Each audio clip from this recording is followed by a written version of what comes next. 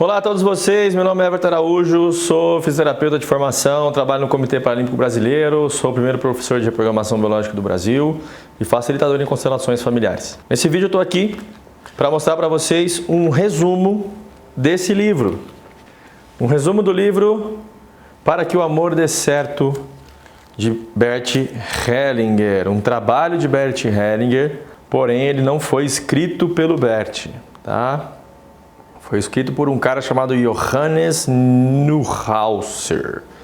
Acho que é um austríaco, tá? Fiz as minhas anotações aqui para vocês. Esse vídeo vai ficar um pouco longo porque eu vou resumir o livro inteiro para vocês. Só que nos pontos mais importantes que eu acredito que dê para fazer uma boa análise com vocês aqui, tá bem? Então, se você quiser saber o que fala esse livro, principalmente nas suas essências, fica comigo nesse vídeo que vai ser muito legal. Bom, primeiro, né? Esse é um trabalho terapêutico com casais do Hellinger. Ele fez isso mais de 180 oficinas. E ele chamava de oficinas, eram os finais de semana que ele ficava com os casais, tá? Tem muita constelação dentro do livro. Tem muitos movimentos desenhados em relação à constelação. Posso até mostrar para vocês aqui. Ó, tá vendo? Ele vai ilustrando, ó. Não sei se vocês conseguem ver. Ele vai ilustrando como é que foi feita a constelação, a movimentação que rolou. Essa parte eu não vou passar para vocês, tá? Porque fica muito confuso de entender. Eu peguei aqui as principais questões, então, que estão no livro. A primeira delas é da página 22, que diz sobre honrar relacionamentos anteriores. Para que o amor dê certo, também é preciso honrar relacionamentos anteriores, tá bem? Ele diz aqui, caso existam vínculos anteriores, isso não significa que os relacionamentos posteriores não darão certo. Entretanto, eles só darão certo sob uma condição, que os relacionamentos anteriores sejam respeitados e honrados. Isso está na página 22 desse livro. Aqui ele está falando sobre lei da ordem. Quem veio antes tem precedência. Claro que você não precisa ficar sabendo das histórias dos seus parceiros que viveram antes. Eu até vou falar disso, porque ele fala disso no livro, tá? Mas aqui quanto mais você honrar, não é agradecer, não é ter vínculo, não é amar da maneira carnal da coisa, é honrar. Eu honro os relacionamentos anteriores ao meu atual relacionamento. Isso é muito importante, porque fala de uma questão de ordem. Na página 23, ele cita aqui a grandeza da sexualidade. E aqui eu anotei que ele diz que a sexualidade é maior do que o amor. Olha que importante isso. A gente acha que tudo é só a questão do amor, né? Mas aqui, na visão do Hellinger, a sexualidade é mais importante. Por quê? A passagem diz o seguinte: alguns pensam que a sexualidade é algo mau. Entretanto, ela é um instinto poderoso e irresistível. A sexualidade leva adiante a vida contra todos os obstáculos. Nesse sentido, a sexualidade é maior do que o amor. É muito importante essa passagem do Hellinger, porque pensem comigo numa situação real. Imagina que uma mulher foi estuprada, tá? Ela foi violentada, abusada sexualmente, foi estuprada e gera um fruto desse estupro. A mulher engravida frente a esse estupro. Tinha amor nessa relação? Claro que não. Por quê? Porque foi uma violação. Mas nasce um filho. Então não precisa ter amor para que a grandeza da sexualidade seja colocada em prática. Que a grandeza da sexualidade, se você for seguir o instinto da espécie, eu preciso dar continuidade à espécie humana ou à espécie animal, que seja. Então a sexualidade é a porta de entrada para a vida. O amor, não necessariamente. Não precisa de amor para dar continuidade à própria vida. Tá bem? Numa outra passagem aqui do livro, eu anotei que renunciando aos pais. Eu falo bastante disso nas minhas redes sociais, acho que tem vídeo aqui também falando disso. Mas aqui ele fala o seguinte: para que um relacionamento dê certo, é necessário que cada um dos parceiros deixe a sua própria família. Não somente no sentido concreto, mas de que cada um precisa deixar também alguns princípios que eram válidos em sua família. e negociar com o parceiro novos princípios que, por assim dizer, sejam conformes com ambas as famílias. Nesse novo nível, o casal pode viver um relacionamento íntimo. Nessa passagem aqui, o Hellinger explica muito bem quando você precisa renunciar aos pais. Quando ele fala deixar a casa dos pais, não só emocionalmente, mas concretamente, ele diz, Hellinger acreditava que para você ter um relacionamento saudável, para que o relacionamento dê certo, você precisa sair dessa esfera. Porque você aprendeu na esfera dos pais. Quando você se relaciona com uma outra pessoa, essa pessoa vem de um outro sistema, outras crenças, outras vivências. Então você passa a viver e conviver com essa pessoa que você escolheu. E essa pessoa que você escolheu vai quebrar o senso comum do seu padrão familiar. Por isso que ele cita muito claramente aqui. Renunciar concretamente, para que você renuncie os princípios da sua família, não precisam ser anulados os seus princípios. Renunciar a alguns princípios que eram válidos na sua família, mas negociar com o parceiro novos hábitos, tá bem? Então, para que o amor dê certo, também é muito importante que você renuncie aos seus pais, renuncie aos princípios da sua família e coloque-se a princípio da sua nova família conectado com o seu parceiro ou sua parceira. E tem uma parte aqui ainda falando sobre isso, que ele diz assim: algumas pessoas dizem para mim, a minha família é boa, mas a do meu parceiro é má. Isso atua como um veneno para o relacionamento. Quem se casa precisa casar-se com a família do parceiro. Então, anular sogro, anular sogra também é um problema para o relacionamento. Tem um trecho aqui que ele diz assim: o relacionamento do casal tem precedência em relação à maternidade. Filhos que sentem os seus pais como um casal que se ama, sentem-se muito felizes. Que ele está falando também sobre lei da ordem, tá? O casal veio antes dos filhos. Se o casal não está bem, os filhos tendem a se emaranhar com os seus próprios pais. Aí, de acordo com as dinâmicas que vão acontecendo lá nesse workshop dele, nessa vivência que ele faz, ele vai trazendo alguns conceitos, tá? Então, aqui no livro ele comenta sobre um casal chamado Detlef e a Silvia, que estavam trabalhando as suas questões, e ele contextualiza algo importante que eu coloquei aqui para vocês. Ele diz o seguinte: toda tentativa de converter o parceiro em algo que ele não é, torná-lo, por assim dizer, mais semelhante a si mesmo, está fadada ao fracasso e destrói o relacionamento. Aqui ele está falando sobre querer mudar o parceiro. Quando você faz isso, você tira a dignidade da pessoa. É como se você estivesse trazendo para si um boneco. Você ensina um boneco, você faz o que você quiser com esse boneco. Relacionamentos não são assim, relacionamentos saudáveis não funcionam dessa maneira. Tem uma hora no livro aqui, que é bem no comecinho dele, na página 30, que o Hellinger ele não estudava a CNV, a comunicação não violenta, mas aqui ele já fala algo muito importante que tem a ver com a CNV. Alguns parceiros dizem ao outro: gostaria que você me amasse mais. Assim, outro parceiro não sabe nunca quando isso foi satisfeito. Mas se ele disser: venha dar um passeio comigo por meia hora, neste caso ele sabe exatamente quando o desejo foi cumprido. É importante dizer concretamente o que se deseja, senão o outro se sente pressionado por uma expectativa que não pode satisfazer. Então, não há absolutamente nada porque isso é demasiado para ele. A descrição concreta daquilo que se deseja é muito importante para ambos. Ele está falando de comunicação não violenta. É saber fazer um pedido claro.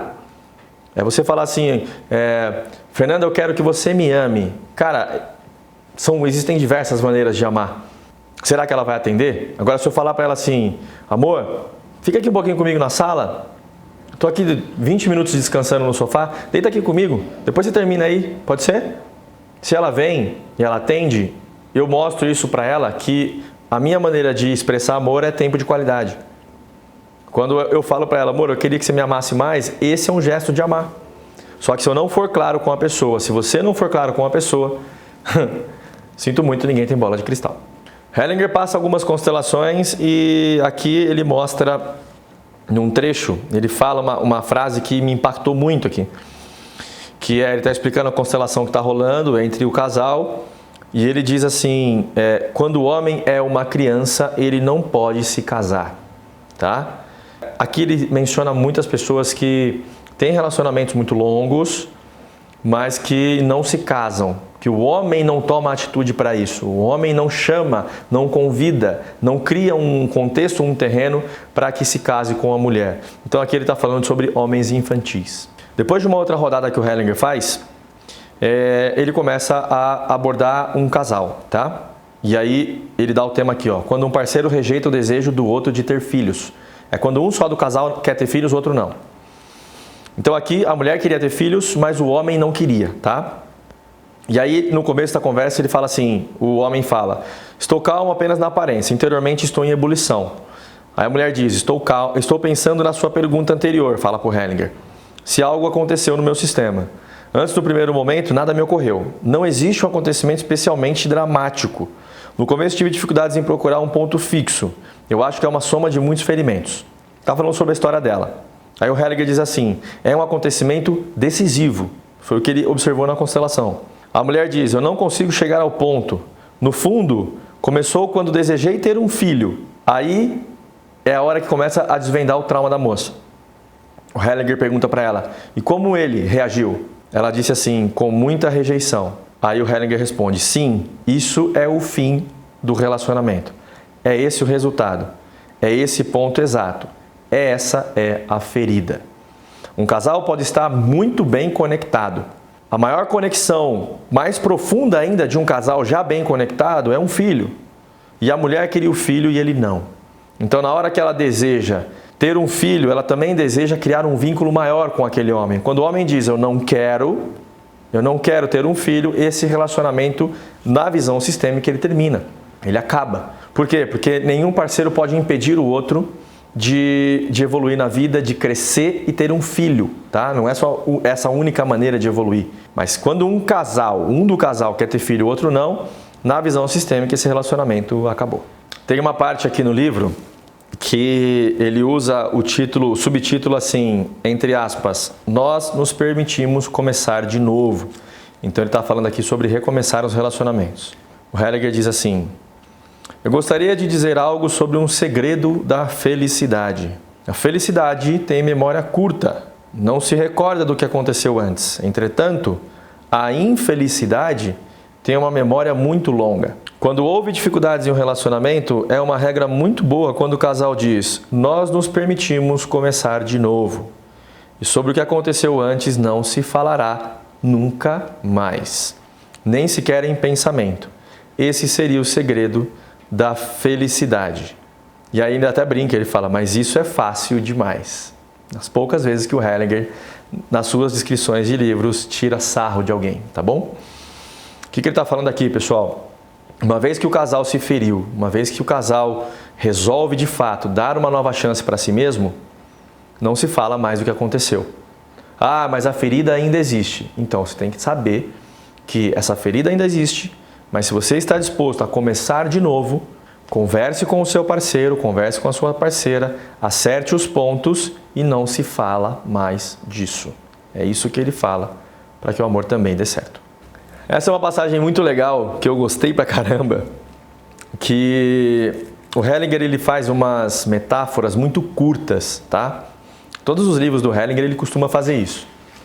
E aqui o subtítulo é Quando os casais descobrem os emaranhamentos das famílias de origem podem agir melhor.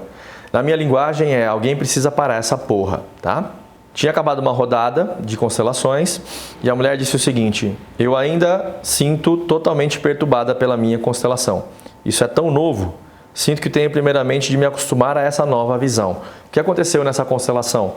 Mostrou o padrão familiar da moça e que ela estava pronta para quebrar esse padrão. Aí o Hellinger diz o seguinte, você conhece a minha história do esquimó? Ela responde, não. E aí ele fala, o esquimó foi de férias para o Caribe. Acabou se acostumando. Fim da história. Numa outra rodada de constelações, aparece um contexto onde as pessoas esperam feito criança. Então, presta atenção nesse diálogo. O Hellinger diz, você reconhece quando ele o realiza? Você lhe agradece? Perguntando para a mulher se ela reconhece quando o marido faz isso. Ela disse sim. O Hellinger disse, ele também pode desejar algo parecido de você? E ela, sorrindo, responde: sim. Aí ele fala: está bem. Algo mais? Aí ela disse: acho que deveria ser algo natural, algo espontâneo. O Hellinger responde: essa é a atitude de uma criança em relação à sua mãe. A mãe sabe o que é bom para mim e eu não preciso fazer nada. Entre um casal, isso é um mau padrão. E aí ela pergunta: como eu posso resolver isso? Aí ele responde: eu acabei de lhe dar a dica. Aqui ele fala de novo sobre comunicação. É impossível a gente saber exatamente o que o outro quer. E quando a gente espera feito uma criança, a nossa mãe, quando nós éramos pequenos, sabiam o que fazer para nos agradar. Num relacionamento, se essa criança ainda está ferida, atuante nessa relação, dificilmente esse amor vai dar certo. Porque é uma criança se relacionando com um adulto. E isso, inconscientemente, tem contexto de abuso. Num outro trecho aqui ainda da mesma página, o Hellinger diz assim: a base de um relacionamento é a igualdade entre ambos e o equilíbrio entre o dar e o receber. Senão é um relacionamento de pais e filhos. Ainda contextualizando o que eu disse para vocês. Depois de uma nova rodada de constelações familiares, nós voltamos a falar sobre ordem, que é onde ele menciona aqui, ó. O relacionamento de casal tem prioridade sobre a paternidade. Hellinger disse assim: gostaria de dizer algo sobre famílias complexas. Existe nas famílias uma hierarquia que estabelece que o anterior tem precedência sobre o que vem mais tarde. Tradicionalmente, um relacionamento começa quando um casal se encontra. Depois o casal converte-se em pais. Eles são primeiro um casal e depois pais. O relacionamento é anterior à paternidade e tem prioridade sobre a paternidade. Muitas dificuldades surgem porque depois de algum tempo a paternidade passa a ter prioridade sobre o relacionamento. Entretanto, a paternidade é uma continuação do relacionamento a dois. Por um lado, o casal ganha de seu relacionamento a força para a paternidade. Por outro lado, cada um ganha força também de seus próprios pais na medida em que passa adiante o que recebeu deles. Essas são duas fontes de força para a própria paternidade. O relacionamento a dois é a transmissão daquilo que se recebeu dos pais. Portanto, aqui ele volta a falar que o relacionamento do casal ele é anterior à paternidade. Volta a falar de ordem aqui. É preciso que essa ordem seja estabelecida. É muito comum, depois que filhos nascem, a mulher ou o homem abandonar a parceira ou parceiro e pensar só nos filhos. Os filhos vão crescer e depois você vai olhar para o lado e falar: prazer, sou seu marido há 15 anos. Prazer, sou sua mulher há 18 anos. Então tomem cuidado com isso. Num determinado momento aqui do livro, o Hellinger começa a falar sobre a ação que tem que vir do paciente e não do terapeuta na constelação familiar. O subtítulo é o seguinte: constelações não são ordens de agir. Então nenhum constelador vai dizer para você exatamente o que você precisa fazer. Ele vai mostrar o que aparece numa constelação. Agora, falar o que você precisa fazer, isso não é a função de um constelador. E ele diz o seguinte: é importante saber que o resultado de uma constelação não são ordens de agir, algo como: isso agora tem de ser feito assim ou assado. Isso seria muito ruim, porque desse modo a responsabilidade seria empurrada para o terapeuta.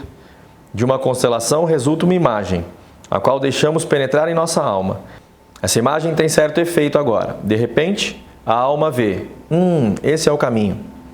Então sabe-se o que tem de ser feito. Então não é uma atuação alheia, induzida de fora, senão uma ação que nasce da própria responsabilidade, que vem da própria alma do paciente. Isso é muito importante, isso vale para todas essas constelações e todas as constelações que nós fazemos. Chegamos agora num tema que ele é bem comum, que são casais que não podem ter filhos. Falando sobre infertilidade, então. Um participante diz: o que acontece com os casais que não podem ter filhos? Nesse caso, não pode se originar um novo sistema, como você explicou ainda há pouco. Então, como é? O Hellinger diz: quando um casal se une e resulta que um dos dois não pode ter filhos, então este não deve, por assim dizer, impor essa carga ao outro. Quando um não pode ter filhos e o outro pode e o deseja, então aquele que não pode tem que liberar o seu parceiro. Não se pode querer impor a um outro o seu próprio destino. Cada um tem de carregar o seu próprio destino e assim conservar a sua dignidade. Quando então o companheiro diz: apesar disso, fico com você, isso é uma grande dádiva e deve ser reconhecida precisamente como tal. Quando existe um novo relacionamento em que um dos companheiros deixou-se se esterilizar, não existe vínculo firme. Nesse caso, algo muito essencial fica excluído já de antemão. Aí o participante diz, então isso é o destino? E o Hellinger completa, nesse caso, tem-se então de viver com o próprio destino e com as consequências de seu comportamento. Então isso tem de ser reconhecido. Quando alguém vive assim, existe dignidade outra vez. Aqui, o Hellinger não era a favor de fertilizações, ele falava muito em destino. Se você não pode ter filhos, esse é seu destino, ponto final, acabou. Tá? Então, essa era a visão sistêmica. O Hellinger, então, mais para frente no livro, diz que no amor existe uma hierarquia. Ele cita, primeiro vem o amor entre homem e mulher. Esse é o fundamento da família, ou seja, o amor entre o primeiro marido e a primeira mulher. Eles se encontram e da consumação do amor nascem os filhos. Os filhos são um fruto desse amor. Por essa razão, o relacionamento do casal tem precedência diante da paternidade. Nós já falamos aqui, né? Mas ele volta a dizer tamanha a importância disso. Chegamos num ponto bem emaranhado aqui do livro, que é quando o Hellinger começa a falar sobre quando nasce um filho de uma relação extraconjugal. Presta bastante atenção. Se durante o casamento existe um relacionamento com um outro parceiro e desse relacionamento se origina um filho, em geral o casamento está acabado. Isso também é válido quando a criança é abortada. O novo relacionamento tem precedência em relação ao primeiro. O casamento anterior chega assim ao fim. Essa é uma dura lei, é uma lei da vida. Essas leis não são dadas de acordo com a nossa vontade. Até hoje não pude observar outra coisa. Quando se origina uma criança, o novo sistema tem precedência em relação ao primeiro. Aqui nessa passagem ele diz que se num relacionamento de casal há um adultério e desse adultério origina-se um filho, o relacionamento do casal acabou. Por quê? Começa-se um novo sistema, começa-se um novo clã. E aí quem veio antes tem precedência, mas agora esse relacionamento acaba. E aí começa um novo relacionamento, tá bem? Olha que trecho importante que ele menciona aqui. Esse livro aqui, pessoal, ele é de 2006 ou 2007, eu acho. 2006. Então fazem 15 anos. E olha que importante ele cita aqui, ó. Compensação em um relacionamento sem filhos. Então ele fala muito de filhos, mas agora ele vai falar como a gente compensa um relacionamento sem filhos. Em algumas mulheres de carreira que se preocupam mais por sua carreira do que em dar, pode-se observar como enfraquecem com isso em sua alma e como perdem o peso da alma. Então ele menciona que um filho é um grande presente para essa mulher, tá? Que só a mulher consegue trazer uma criança, um filho para esse mundo. Entretanto, se consideram a carreira como algo que podem fazer algo bom, portanto, não para si mesmas, mas para impor-se num sentido mais amplo, então isso tem outro efeito. Isso se aplica naturalmente também para os homens. Então, para você que não quer ter filhos, para você que não deseja criar um filho, se você fizer do seu trabalho algo que possa fazer grandes coisas para o próximo, então aqui ele está falando ocultamente sobre propósito, essa compensação acontece. Hellinger agora vai falar sobre longos relacionamentos sem casamento. Presta atenção. Relacionamentos de casais têm uma direção interna. Depois de algum tempo exigem firmeza e estabilidade. Por exemplo, através de uma decisão definitiva como um casamento, para que fique bem claro, agora somos um par. Se há protelação, quer-se com isso dizer ao companheiro, estou esperando por algo melhor. Dessa maneira o ferimos. Por isso, esses longos relacionamentos terminam em geral depois de algum tempo. Abre aspas, tenho um relacionamento com você. Quer dizer, nesse caso, você não é suficiente para mim. Abre aspas, vou me casar com você. Fecha aspas, quer dizer, você é a pessoa certa para mim. Naturalmente, existem variações. Vivemos numa sociedade que, em parte, não deseja mais esse vínculo, deseja a liberdade. Entretanto, essa liberdade tem seu preço. Esse preço é o vazio. Concordar com o vínculo também tem seu preço, mas também tem um alto lucro. O lucro é a plenitude, mas o que se imagina é justamente o contrário. Muitos acham que através da liberdade alcançarão a plenitude. E em relação ao vínculo tem-se a ideia de que ele seja vazio. Entretanto, ele é pleno quando chega a plena consumação. Porém, não digam como eu disse isso. É uma imagem e cada um pode orientar-se por ela. Trata-se apenas disso. O que ele quer dizer aqui nesse final? Cada um faz o que quiser. Essa é só a visão dele. Vamos falar agora de perdão. Tem uma parte aqui do livro que o Hellinger diz: o perdão de relações extraconjugais. Se peço perdão ao meu companheiro, transfiro-lhe com isso a responsabilidade de fazer com que tudo fique bem. Por assim dizer, tudo depende agora do companheiro. Por isso, em geral, aquele a quem peço perdão fica zangado comigo e ele se sente abusado. É semelhante à confissão. De uma hora para outra, aquele que na verdade nada tem a ver com a coisa tende a agir enquanto eu fico passivo. Seria melhor se ele dissesse, abre aspas, fui injusto com você, eu arco com as consequências, sinto muito pela dor que lhe causei, fecha aspas. Por meio dessas afirmações, ele fica equilibrado em si mesmo e pode agir imediatamente, e o companheiro será respeitado. Muito importante dizer que o Hellinger não era a favor do perdão, da palavra perdão, porque trazendo o contexto dessa palavra para a constelação familiar é como se você colocasse acima da pessoa. Então, por exemplo, eu faço mal para você, eu traio você, eu machuco você e eu faço para você a pergunta, você me perdoa?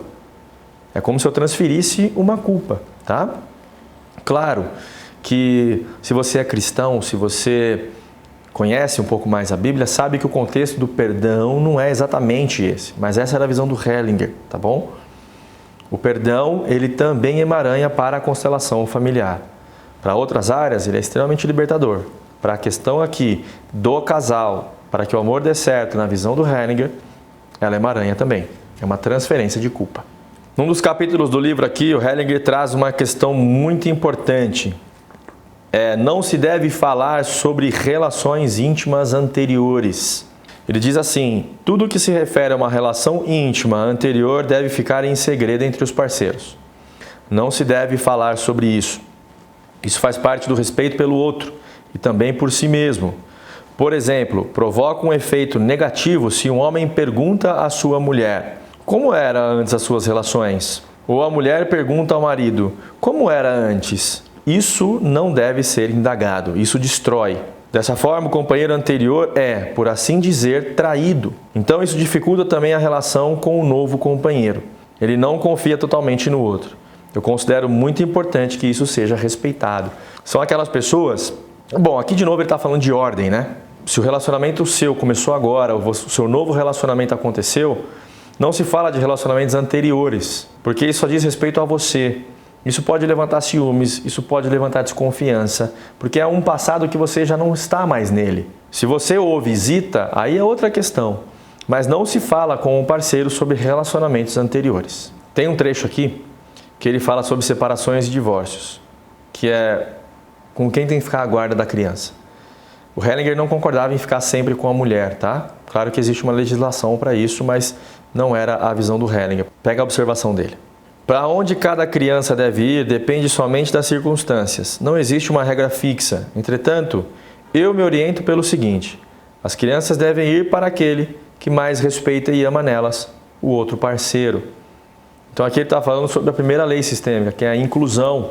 A criança precisa ficar com aquele que respeita o seu parceiro. Então vamos supor que eu me separo da Fernanda e eu a julgo demais porque ela me traiu, porque fez isso, fez aquilo. Na visão sistêmica, as crianças não podem ficar comigo, tá? Isso é pesado para elas. Elas têm que ir com quem mais honra o seu parceiro, independente se houve uma separação ou não. Em outro trecho, o Hellinger coloca o subtítulo de O Soltar. Relacionamentos exigem que cada um, ela e ele, se despoje, apesar de no relacionamento enriquecermos-nos pela presença do outro. Dia após dia, o relacionamento exige que nos desprendamos. Por exemplo, de um sonho que tínhamos quando nos encontramos pela primeira vez. Aqui ele está falando sobre equilibrar as relações, não é se anular. Mas de repente, os seus sonhos que você tinha antes de se relacionar com alguém, talvez não sejam mais atendidos. Vamos supor que eu tinha um sonho de saltar de paraquedas, por exemplo. E agora com 2 filhos, uma família, talvez isso não seja mais prudente a se fazer. E se a minha esposa não concorda com aquilo, é preciso respeitar e saber soltar isso. desde que os argumentos façam sentido. Nunca tive essa vontade de pular de paraquedas, por exemplo, mas hoje eu não saltaria de jeito nenhum. Acredito que seja um risco muito grande, tá? Essa é a minha opinião, não é a opinião do Hellinger, só um exemplo meu, tá bem?